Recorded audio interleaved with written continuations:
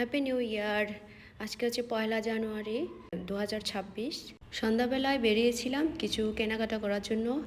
আর আমরা গিয়েছিলাম হচ্ছে প্রিন্স বাজার, যেহেতু এটা একটু আমাদের বাড়ির কাছে।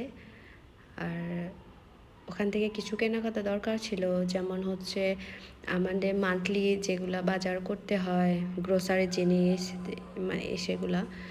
তো এখান থেকে হচ্ছে আমরা তেল নিব।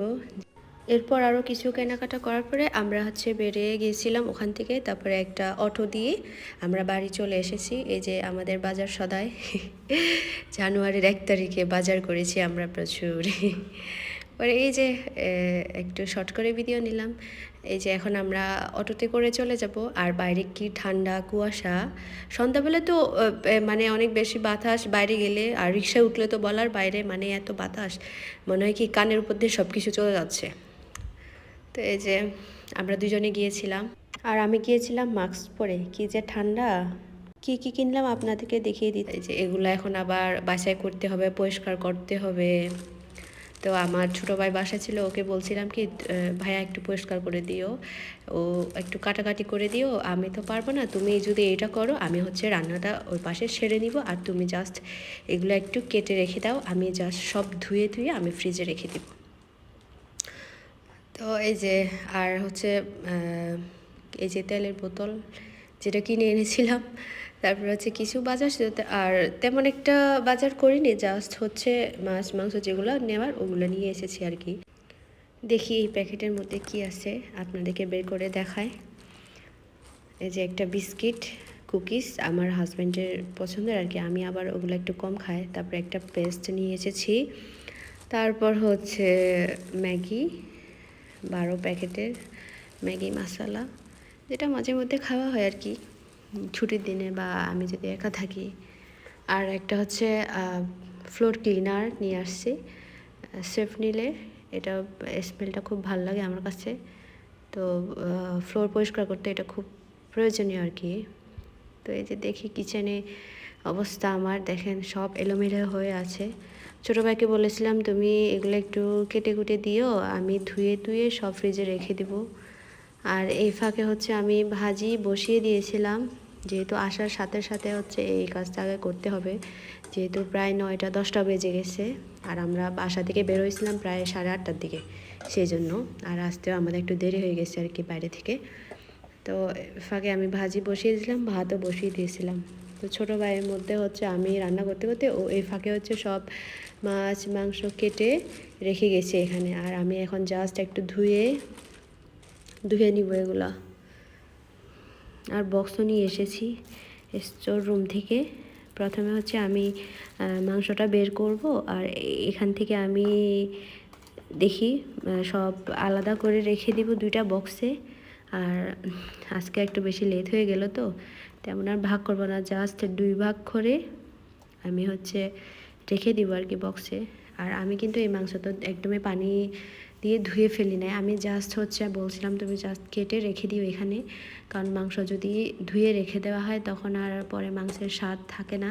তো আমি হচ্ছে এভাবে রাখি আর কি, ফ্রিজ আপ করে, মানে না ধুয়ে জাস্ট পিস করে কেটে আমি হচ্ছে বক্সে করে বা জিপার পলিতে হচ্ছে রেখে আমি ফ্রিজ আপ করি আর কি। তো এভাবে হচ্ছে প্রায় অনেক দিন, বলতে গেলে প্রায় ভালোই থাকে মোটামুটি। মাংস কি না ধুয়ে রেখে দিলে বেশি ভালো হয় আর কি, তো আমিও সেভাবে রেখে দিই, জাস্ট কেটে বক্সে ভরে রেখে দিই আমি ফ্রিজে। এই যে 2 বক্স হয়ে গেল এখানে। এখন আবার হচ্ছে মাছ, এগুলো একটু গুছিয়ে রাখতে হবে, মাছ তো ধুয়ে আমি গুছিয়ে রাখবো আর কি। এই যে এখানে হচ্ছে রুই মাছ ছিল, আর হচ্ছে তেলাপিয়া মাছ ছিল। তেলাপিয়া তেমন একটা খাওয়া হয় না, কিন্তু আজকে নিয়ে আসলাম আর কি। তবে হচ্ছে কি শিম তারপরে ফুলকপি দিয়ে আলু দিয়ে হচ্ছে তেলাপিয়া রান্না করলে ভীষণ মজা লাগে, আমি একবার রান্না করেছিলাম।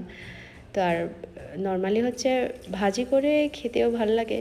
সব সময় খাওয়া হয় না এই মাছটা, বেশিরভাগ হচ্ছে বাসায় হচ্ছে রুই মাছ আসে আর কি আমাদের বাসায়, ওইটা নিয়ে আসি, কিন্তু তেলাপিয়া খুব একটা কম কেনা হয় আর কি। তো তেলাপিয়া মাছগুলো আমি এক হাতে ভিডিও করতেছি, আর এক হাতে হচ্ছে মাছগুলো পরিষ্কার করতেছি। দেখেন কিভাবে কাজ করতেছি আমি একা একা। তাও ভালো যে ছোটো ভাই ছিল, বাকিটা হচ্ছে ছোটো ভাই করে দিয়েছিল আর শেষেরটা আমি করতেছি। তো মাছগুলো কিছুটা ধুয়ে আমি হচ্ছে খুব ভালো করে ময়লাগুলো পরিষ্কার করে ধুয়ে রেখে দিব। আর পানি এত ঠান্ডা, মানে সন্ধ্যার পরে আমার ট্যাপের পানি এত ঠান্ডা হয়, মানে ধরতে ইচ্ছে করে না, ভীষণ ঠান্ডা। আর বাইরেও তো অনেক ঠান্ডা, কি করব, তারপরেও তো সব কিছু করতে হয়, রান্না বান্না ঠান্ডা হলেও করতে হয়। তো সেরকম একটা, আর আমার হচ্ছে একটু ঠান্ডার প্রবলেম, কিন্তু কি করার, একা মানুষ, ঘরের কাজের লোক নাই, আমার নিজেরই করতে হয়। আর আমি হচ্ছে কি নিজের কাজটা নিজে করতে বেশি পছন্দ করি, আর সেজন্য আর কি বাড়ির কাজ সব কিছু আমি নিজেই করি, যেহেতু আমরা মানুষ কমই সেজন্য। আর হেল্পিং হ্যান্ড আমার লাগে না, আমি নিজের কাজটা নিজেই করি। তো এই যে মাছগুলা কিছুটা পরিষ্কার করে ধুয়ে নেওয়ার পরে বেসিনটা একটু পরিষ্কার করে নিব। এখানে আবার গরম পানি, যেদিন হচ্ছে মাছ মাংস আনা হয় পরিষ্কার করা হয়, তখন আবার হচ্ছে সিঙ্কে হচ্ছে একটু গরম পানি ঢেলে দিতে হয়, নাহলে আবার লেগে যাবে ভিতরে। তো এই যে বক্সগুলো আমি স্টোরেজ রুম থেকে বের করেছিলাম, এই দুইটা বক্সে দেখি দুইটা বক্সে হয় কি না মাছগুলো, দেখি আলাদা করে রাখা দুইটা বক্সে হয় কি না, যদি না হয় পরে আরেকটা নিয়ে আসা হবে। তো এভাবে হচ্ছে কয়েক পিস করে করে আমি এখানে হচ্ছে দুইটা মাছ ছিল, তো তো কয়েকদিনের জন্য আর নিয়ে আসছে আর কি, 1 সপ্তাহ 2 সপ্তাহ বাজার। আর আমি তেমন একটা মাংস খেতে একটা পছন্দও করি না, মানে আমি যদি একবেলা রান্না করি ওই একবেলা হচ্ছে মাংস খেতে পারি, এরপরে আমার চিকেন একদমই যায় না, আমি খেতে পারি না। কিন্তু মাছ হচ্ছে আমি ছোট হোক বড় হোক মাছ আমি খেতে পারি, আমার সমস্যা হয় না, মাছ আমি প্রতিদিনই খেতে পারি মাছ আমার ভীষণ প্রিয়। কিন্তু আমার ঠিক উল্টা হচ্ছে আমার হাজব্যান্ড, সে হচ্ছে মাছ খাবেই না, ভাজি না করলে সে একদমই খাবে না, মাছ খেতেই চায় না। তো এই আর কি। আর আমার হচ্ছে মাছ প্রিয়, আর আমার হাজব্যান্ড হচ্ছে মাছ খাবে না, ও শুধু একটু চিকেন খাবে। এই যে এই ফাঁকে হচ্ছে মাছগুলো ধোয়ার মধ্যে হচ্ছে আমি ভাজিটা একটু চেক করে নিলাম, এক হাতে সব কিছু করতে হয়। ভাতও বসিয়ে দিয়েছিলাম, তারপরে ভাজিটাও বসিয়ে দিব, রাতে তেমন একটা কিছু রান্না করব না, আর এগুলো একটু গুছিয়ে রাখতে হবে পরে। এই যে এই মাছের মধ্যে আমি এখন হচ্ছে দুইটা বক্সে হচ্ছে হলুদ গুঁড়া দিয়ে দিব। আর একটা কথা কি, আমি মাছের মধ্যে হলুদ গুঁড়া দিয়ে রাখলে হচ্ছে মাছ অনেক ভালো থাকে আর ফ্রেশ থাকে, আর খেতেও ভীষণ ভালো লাগে।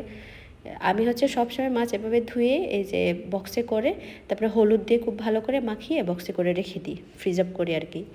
এভাবে রাখলে কিন্তু মাছ ভীষণ ভালো থাকে আর ফ্রেশ থাকে বেশি, সেজন্য আমি হচ্ছে হলুদ মাখিয়ে ফ্রিজে রেখে দিই।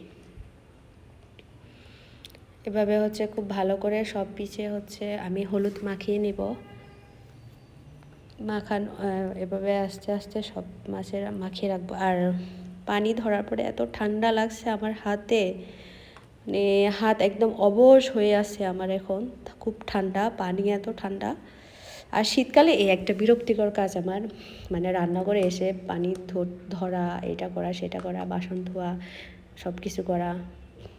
আর তবে কিচেনে যতক্ষণ থাকা যায় ততক্ষণ একটু গরম লাগে, কিন্তু কিচেন থেকে রুমে যাওয়ার পরে কী যে ঠান্ডা লাগে এরকমই। আর এখন তো শীতকাল, আর বারান্দা আমাদের হচ্ছে কিচেনে জানলা দিয়ে এত বাতাস আসে, মানে বলতে গেলে ওই যে পশ্চিম সাইডের আর কি, ওই দিক থেকে বাতাস একটু বেশি হয়। তো আমাদেরও এরকমই, কিচেনে জানালা সবসময় বন্ধ করে রাখা লাগে, এত ঠান্ডা বাতাস আসে ওই দিক থেকে, মানে বেশিক্ষণ থাকা যায় না, খোলা রাখা যায় না আর কি জানালা। তো এই যে আমি সব হলুদ মাখানোর পরে বক্সগুলো ঢেকে এগুলো এক সাইড করে রেখে দিব, ধুয়ে পরিষ্কার করে ফ্রিজে রাখার জন্য আর কি। এভাবে হচ্ছে সব পরিষ্কার করে নিব।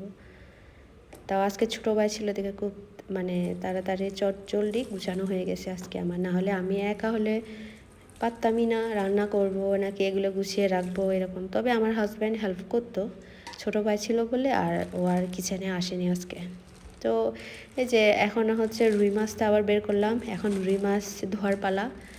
এই রুই মাছটাও কিন্তু আমরা জাস্ট হচ্ছে মাথা কেটে ওখান থেকে লেজ, তারপরে হচ্ছে ওই যে আইসগুলা ফেলিয়ে হচ্ছে আমরা নিয়ে এসেছিলাম বাসায়। ছোটো ভাইকে বলছি তুমি একটু পারলে কেটে দাও এগুলো, ও কি সুন্দর করে পিস পিস করে দিয়েছে, আমি হলে আমি নিজেও পারতাম না।